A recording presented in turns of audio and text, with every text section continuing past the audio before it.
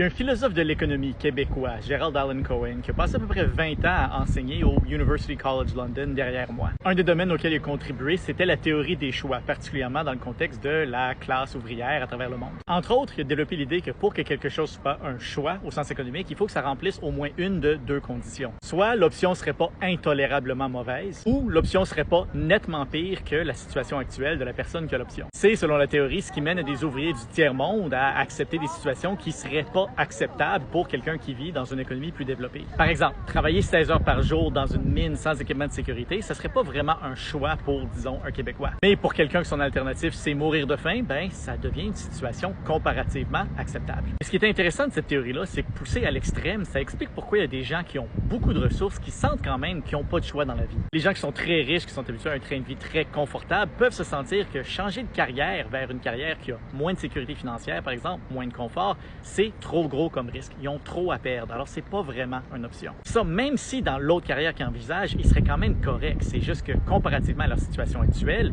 l'option potentielle est tellement pire que c'est pas vraiment pour eux une option. Ça, évidemment, c'est un attrape mental. C'est pas vrai que ces gens-là ont pas d'autres options. Mais c'est qu'ils font une analyse économique que, selon leurs valeurs, ben, c'est pas vraiment une option pour eux. C'est là que c'est important de comprendre c'est quoi ses propres valeurs, parce que sinon on peut se retrouver à se sentir pris à faire quelque chose qu'on n'aime pas, qui n'est pas ce qu'on voudrait faire, parce qu'on sent qu'on a trop à perdre. Si vous voulez en savoir plus, c'est le sujet de ma chronique ce mois-ci dans 4,95 par Urbania. Je vais mettre un lien quelque part dans les commentaires.